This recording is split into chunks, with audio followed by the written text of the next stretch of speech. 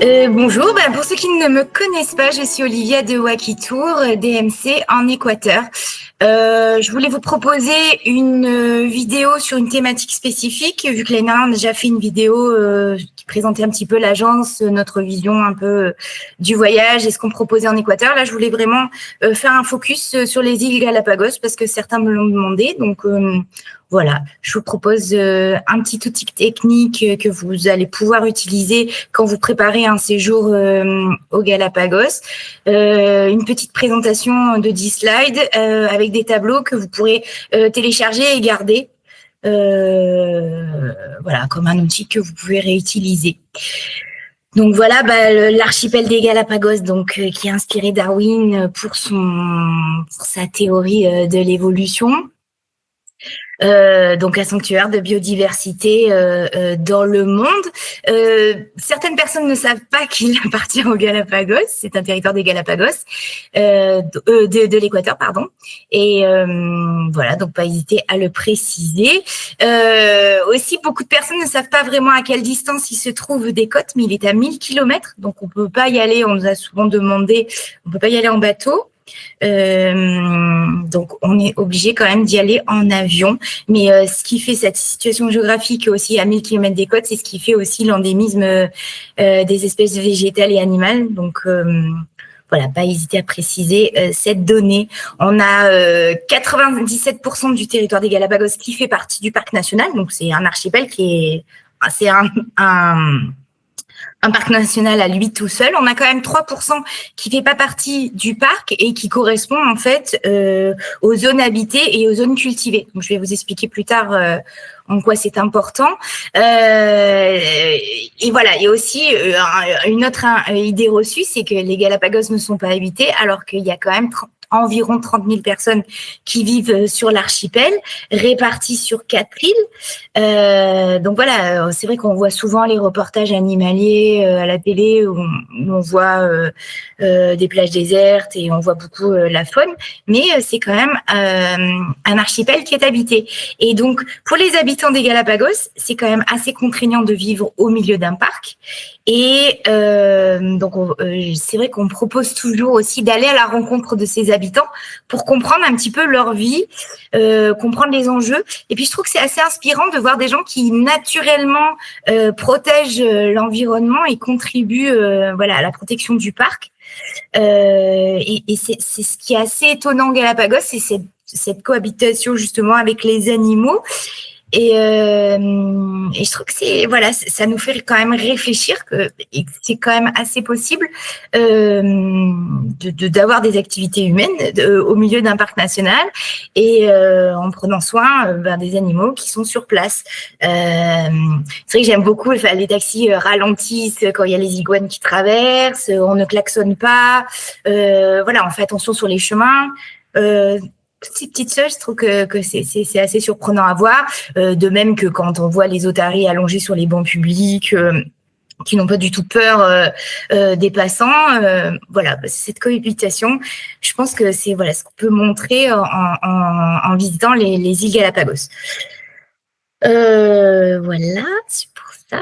Alors, nous, on propose évidemment ce qu'on appelle le island hopping, le circuit terrestre d'île en île par rapport à la croisière. Je sais que beaucoup d'agences proposent les croisières parce qu'on dit qu'on voit plus de choses, on va plus loin, on va dans des îles plus éloignées.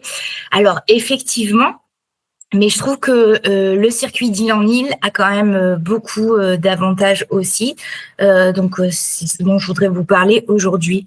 Déjà, c'est plus accessible financièrement parce que c'est vrai que les Galapagos, ça reste un budget important. On va avoir au moins 400 € de vol interne depuis le continent pour s'y rendre. On a $200 d'entrée au parc. Donc déjà, rien que pour poser un pied, on a déjà dépensé $600. Donc ça reste quand même une étape dans le voyage qui reste assez chère.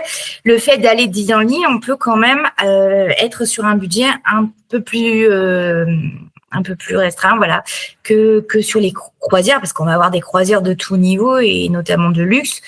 Donc si on a des gens qui ont un budget un peu plus limité, on peut les orienter sur un circuit terrestre. L'avantage principal, c'est que, comme on vient de le dire, il y a quand même 30 000 habitants. Donc, le fait d'avoir un circuit terrestre, on va prendre le taxi local, on va aller acheter quelque chose à la petite, comment on appelle ça, les tiendas, les épiceries du coin. On va manger dans un restaurant, on va boire un verre dans un bar. Donc, on fait fonctionner quand même l'économie locale et ça permet à ces 30 000 personnes qui vivent sur l'archipel d'avoir aussi des retombées et pas que les grosses compagnies qui possèdent les bateaux de croisière. Et je pense que ça récompense un petit peu leur contrainte de vivre aussi dans le parc national et ça les incite à être d'autant plus engagés dans la protection de l'environnement. Donc, je pense que c'est un cercle vertueux qu'il faut encourager et le circuit terrestre permet vraiment de partager les retombées économiques avec les communautés locales. On va avoir tout type de logement sur les 4 îles habitées. On va avoir du logement chez l'habitant, mais aussi on va avoir des hôtels 5 étoiles, très, très confortables. Donc, on peut présenter plusieurs gammes, variées aussi. On peut sur une île prendre un hôtel 5 étoiles parce qu'on a envie de se faire plus plaisir. Et puis, sur une autre île, on peut prendre un logement un peu plus simple. Donc, ça permet aussi de varier. On va avoir une flexibilité sur le rythme du séjour. Parce que même si on a les excursions la journée, le soir, on peut quand même aller sur le port, boire un verre, profiter de l'ambiance locale. Quand c'est la saison des langoustes, il y a les restaurants qui grillent les langoustes dehors. Moi, je trouve que ça vaut le coup aussi de se promener et de voir la vie de l'archipel. C'est très sécurisé, il y a des taxis partout, donc on peut se déplacer assez rapidement. Voilà. Ça permet aussi cette immersion culturelle dont je parlais. Nous, on travaille beaucoup avec une association de producteurs de café qui est sur l'île de San Cristobal. On aime bien amener les voyageurs chez eux pour qu'ils les rencontrent, qu'ils puissent leur poser des questions de quelle est leur vie sur l'archipel, pourquoi ils produisent le café. Puis eux, ils sont tout fiers de montrer parce qu'ils le produisent de manière totalement organique. La production de café permet de contrôler les espèces invasives. Donc, ils sont contents aussi de raconter pourquoi ils font ça et ça valorise toujours leurs initiatives. Voilà, la croisière traditionnelle, c'est vrai que ça va être quand même plus cher. Il y a moins de retombées économiques pour les locaux. On a des cabines assez petites, même sur des bateaux assez luxueux. Le soir, on est quand même tenu à un rythme, un programme, et on n'est pas vraiment en contact avec la population locale. Donc moi je vous encourage à proposer aussi des circuits terrestres à vos clients pour toutes ces raisons. Donc voilà, donc c'est un archipel. Si on comptabilise entre les îles, les îlots et les rochers, là comme vous pouvez le voir sur la photo, c'est le León Dormido. On a 127 formations. On va avoir 13 îles principales, dont 4 qui sont habitées, donc sur lesquelles on peut se rendre. On a 6 îles qui sont plus petites, mais qui sont accessibles à la journée en excursion en full day. Puis après, on a des îlots et des rochers d'origine volcanique un peu partout. Donc, c'est vrai que déjà, si on fait un circuit terrestre, on peut proposer, alors je dirais le minimum, c'est 2 îles et on peut proposer même les 4 îles si on a le temps de rester. Donc, on peut voir déjà pas mal de choses, plus les îles inhabitées. Donc, par rapport à un circuit de croisière, on va peut-être aller plus loin, mais en tout cas, les espèces animales, on les voit pratiquement partout, les emblématiques, que ce soit les otaries, que ce soit les iguanes terrestres ou marins, que ce soit les flamants roses, les manchots, même les albatros, on peut aller les voir à Hispaniola. On a une excursion à la journée. Donc, on va déjà quand même voir une grande variété d'animaux en allant d'île en île. Alors, à moins d'être un biologiste expert et qu'on veut vraiment voir les différences entre les différentes espèces des différentes îles, voilà. Mais sinon, on voit déjà beaucoup de choses sur un circuit terrestre. Donc, on a 2 aéroports qui sont à San Cristobal, qui est l'île la plus à l'est, et à Santa Cruz, qui est l'île principale. Donc, on peut faire comme ça un circuit où on arrive avec un vol depuis le continent à San Cristobal. On peut se déplacer en bateau entre les deux îles, les trois îles, pardon. Et on peut repartir de Santa Cruz en avion, ce qui fait qu'on a déjà en arrivant et en partant d'un aéroport différent, on peut déjà être sur deux îles différentes. Et après, les îles sont reliées par des speedboats qui mettent environ 2 heures entre chaque île. Et on a même une avionnette qui fait la liaison entre San Cristobal et Isabela, qui est l'île la plus à l'ouest qu'on voit, c'est l'île la plus grande là qu'on voit sur la carte, et en 45 minutes. Donc, on peut aussi gagner un petit peu de temps. C'est en général ce qu'on propose. On arrive donc en avion à San Cristobal, on prend l'avionnette jusqu'à Isabela, on revient à Santa Cruz et on repart de Santa Cruz. Et après, à la journée, on fait les excursions sur les différentes îles. Et apparemment, à partir de 2026, il va y avoir des vols, parce que là, actuellement, les vols sont depuis Quito et Guayaquil. Il va y avoir des vols depuis Cuenca. Donc, ce qui va permettre de proposer un circuit terrestre pour ceux qui proposent le circuit terrestre sur le continent, puis l'extension Galapagos. On pourra descendre de Quito jusqu'à Cuenca et prendre un vol jusqu'au Galapagos, qui peut être assez intéressant.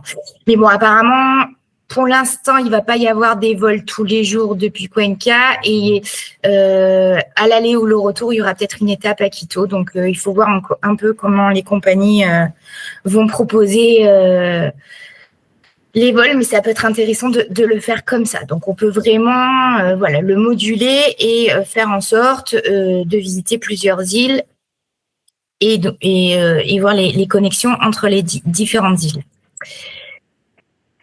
Donc, les îles habitées, on va en avoir 4. Donc, Isabela, qui est la plus grande, c'est 60% de l'archipel. Il y a 5 volcans, dont le Sierra Negra, qu'on peut voir là sur la photo. Donc, ce volcan est assez impressionnant parce qu'il a déjà un cratère qui mesure 9 km. Donc, c'est un volcan actif au bord duquel on peut aller. Donc, c'est assez unique comme randonnée à faire sur l'archipel. Et c'est vrai qu'il n'y a vraiment que ce volcan qui est comme ça. Donc, c'est intéressant d'aller à Isabela si on veut faire cette randonnée sur le volcan. Après, sur Santa Cruz, c'est l'île centrale où on va avoir la station Charles Darwin qui explique un petit peu tout le travail. Aussi, on a des plages, on a un peu plus d'offres au niveau des hôtels. Et à la journée, on va pouvoir rayonner sur les îles inhabitées qui sont aux alentours. San Cristobal, c'est la capitale administrative, mais on y va surtout parce qu'il y a León Dormido, c'est le kicker rock, comme on dit. C'est le rocher qu'on a vu sur la page précédente. Et il y a une sortie snorkeling en pleine mer où on tourne autour du rocher, en fait. Et c'est un spot pour observer les requins marteaux. Donc pareil, les requins marteaux, on peut pas les voir partout sur l'archipel, donc c'est vrai que c'est assez intéressant d'aller là. Et si les requins marteaux ne sont pas présents, de toute façon, on verra des raies, des otaries, des fois pattes bleues. Quelle que soit la saison et quel que soit le moment, on va toujours voir quelque chose. Et sur Floreana, alors c'est donc une île qui est plus petite, qui est au sud de l'archipel. On n'a que 120 habitants. Il y a quelques offres de logement sur place, mais c'est vrai que c'est l'île qui a été colonisée la première, et puis il y a toute une histoire. Voilà, les premiers pirates qui passaient, qui venaient chercher les tortues pour les embarquer sur le bateau, parce que c'était une réserve d'aliments. La tortue peut vivre assez longtemps sans nourriture, sans eau. Donc, c'était une source de protéines assez facile à emporter pour les pirates. Donc, il y a toute cette histoire. Pour ceux qui veulent faire quelque chose d'un petit peu différent, d'un petit peu historique, on propose Floreana. Donc là, pareil, voilà, je vous ai mis un tableau qu'on va peut-être pas détailler maintenant, mais que vous pouvez réutiliser. Donc, sur chaque île, l'accès, les activités qu'on va avoir. Alors, sur chaque île, on va avoir des activités aussi en autonomie qu'on peut faire sans forcément s'inscrire dans une excursion, parce que les excursions, c'est quand même 150 à 250 $ la journée. Donc, c'est quand même assez onéreux. Donc, quand on fait un programme, on peut varier, on peut mettre des activités qui peuvent être faites en autonomie en appelant juste un taxi ou en s'y rendant à pied, et on prend des excursions. C'est comme ça qu'on baisse un petit peu aussi le budget du séjour. Et après, je vous ai listé les excursions les plus intéressantes à partir de chaque île qu'on peut faire à la journée. Et je vous ai mis quelques exemples d'hôtels 3, 4 et 5 étoiles pour vous montrer un petit peu la variété et l'offre qu'on a sur chacune des îles. Voilà. Donc là, je vous ai mis un deuxième tableau qui vous montre, donc on a des activités plutôt randonnée et terrestre, parce que c'est arrivé aussi qu'on ait des personnes qui ne savent pas nager ou des personnes qui sont pas très à l'aise dans l'eau, qui ne veulent pas faire des activités que maritimes. Donc c'est possible aussi de mixer les deux. On va pouvoir faire du kayak, du paddle, mais on va du snorkeling, de la plongée. On va pouvoir aussi visiter des centres d'interprétation, des centres d'élevage de tortues. On va pouvoir faire cette fameuse randonnée au volcan Sierra Negra. On va pouvoir aussi visiter sur Floreana le post office, donc l'office de la poste. Voilà, donc on peut aussi varier les activités pour les gens qui sont pas très à l'aise sur les activités maritimes. Voilà, on va voir sur chacune des îles, on va avoir un petit peu les deux. Donc, vous voyez, c'est comme je vous disais, là, sur la photo, on voit bien, les animaux sont partout dans l'île. Donc là, c'est un petit banc de pêcheurs qui vient vendre le poisson. Et puis, on a les otaries qui viennent, qui émandaient un petit bout de poisson. Elles sont très à l'aise, elles sont très rigolotes. C'est comme des petits chiens. Donc, quand on est sur les îles, on peut voir tout ça. Sur les durées et les accès, moi, je vais recommander une durée minimum de 5 nuits. On peut proposer 4 nuits, mais ça fait vraiment très court parce que on a un jour pour y aller, un jour pour revenir pratiquement. Donc 5 nuits, ça permet vraiment de bien apprécier son séjour, et puis d'autant plus que c'est quand même un certain coût, donc ça permet quand même de le rentabiliser. Après, on peut proposer jusqu'à 7 nuits. Voilà, donc je vous ai mis les combinaisons recommandées. Donc si on fait que 2 îles, on peut faire Santa Cruz et Isabela. 5 nuits, c'est bien pour les débutants qui connaissent pas l'archipel et qui veulent voir déjà pas mal de choses. San Cristobal et Santa Cruz, ça va être un peu plus axé sur le snorkeling, et on peut rendre visite aussi à cette association qui produit le café. Donc voilà, cette rencontre avec les habitants. Si on veut vraiment une expérience complète, on va proposer les 3 îles principales, Santa Cruz, San Cristobal et Isabela. Là, pareil, ça va être 6 nuits minimum, mais on peut aller jusqu'à 7 pour vraiment faire toutes les activités qu'il y a à faire. Et sinon, on peut prendre une des 3 formules et proposer une extension à Floreana pour 1 ou 2 nuits.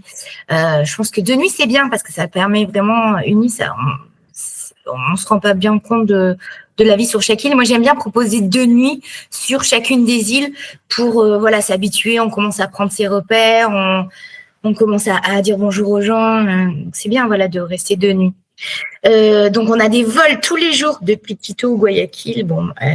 Pour des raisons de sécurité, les gens préfèrent voyager depuis Quito. On peut choisir l'un ou l'autre aéroport. Arrive à San Cristobal, repartir de Baltra, qui est l'aéroport de Santa Cruz, ou arrive à Santa Cruz et repartir de San Cristobal. On a 3 compagnies qui ont des vols tous les jours. En espérant qu'on aura bientôt les vols depuis Cuenca pour pouvoir proposer d'autres circuits. Et puis après, on a des bateaux rapides qui font la liaison entre les îles d'une durée de 2 heures, qui sont, en général, il y a un départ tôt le matin à 7 heures ou dans l'après-midi à 15 heures. Donc, selon le planning qu'on a, on choisit un ou l'autre horaire. Et on a cette avionnette que je vous disais qui part à 8h30 de San Cristobal et qui va à Isabela, qui met que 45 minutes, donc qui permet de gagner un petit peu de temps, même si c'est un vol interne supplémentaire. Les saisons Galapagos, on nous le demande régulièrement. Si vous tapez sur Internet, on va vous recommander la saison chaude et humide qui est de décembre à mai. Alors effectivement, il fait un peu plus chaud, entre 25 et 30 degrés. La mer est plus chaude, elle peut aller jusqu'à 28 degrés, mais en général, elle est aux alentours de 25 degrés. Oui, Alors, il y a un courant froid qui vient quand même du pôle sud, donc les Galapagos, c'est pas les Caraïbes. On n'a pas une eau très chaude, mais le fait qu'on ait une eau un peu plus froide, ça permet d'avoir une eau plus riche en nutriments, et c'est ce qui fait qu'il y a beaucoup aussi de faune sur place. Donc voilà, bien insister sur ça auprès des voyageurs, qu'on on va pas sur les Caraïbes, donc c'est peut-être pas, l'eau est peut-être pas aussi chaude qu'ils espèrent. Donc la saison humide, c'est vrai qu'on a une végétation beaucoup plus verte parce qu'il va pleuvoir. Alors il pleut pas toute la journée, il va y avoir une petite averse dans la journée. Donc ça n'empêche pas les voyageurs de venir, hein. Et c'est vrai que c'est plus vert, donc ça va faire des paysages différents. C'est la période de reproduction des oiseaux, donc on va avoir dans les nids les petits oiseaux. Puis c'est vrai que comme ils se sentent pas menacés, on les voit d'assez près. Alors la distance minimum, c'est toujours 2 mètres, mais à 2 mètres, on peut déjà voir des petits oiseaux dans leur nid. Le snorkeling est assez facile parce que l'eau est un peu plus chaude et les plages sont agréables pour les moments libres. La saison fraîche, alors c'est une saison fraîche parce que les températures sont un petit peu moindres. On va avoir plutôt aux alentours des 20 degrés. On a une mer qui va être un peu plus froide. C'est vrai qu'elle va être plutôt aux alentours des 18 degrés. Mais c'est la période où si on veut observer les requins, les raies, c'est plus propice. On va en plus les voir qu'en autre période, et c'est toujours pour cette question de richesse des nutriments. Donc c'est vrai que les 2 saisons ont leurs inconvénients et leurs avantages. Après, quelle que soit la saison à laquelle on vient, on va toujours voir de toute façon les otaries, les iguanes, les fous à pattes bleues. Ça, on les verra à n'importe quelle saison. Je dirais que pour le mois d'août, il faut faire attention parce que la mer peut être un peu plus agitée, donc les trajets en bateau peuvent être un peu plus sportifs, on va dire. Donc voilà. Ne pas hésiter à le dire si on a quelqu'un qui a le mal de mer et qui a peur du bateau, peut-être pas recommander le mois d'août. Mais c'est vraiment une destination qu'on peut proposer toute l'année avec ses avantages et ses inconvénients. Voilà, donc si vous voulez nous contacter, donc c'est Wakitour, moi-même c'est Olivia et puis il y a Anna. Vous pouvez nous contacter toutes les deux pour un programme. On se fera un plaisir de vous faire une formule complètement sur mesure. Voilà, et n'hésitez pas aussi à consulter notre site internet et à télécharger cette présentation qui pourra vous être utile pour planifier vos séjours. Voilà, merci beaucoup. Au revoir.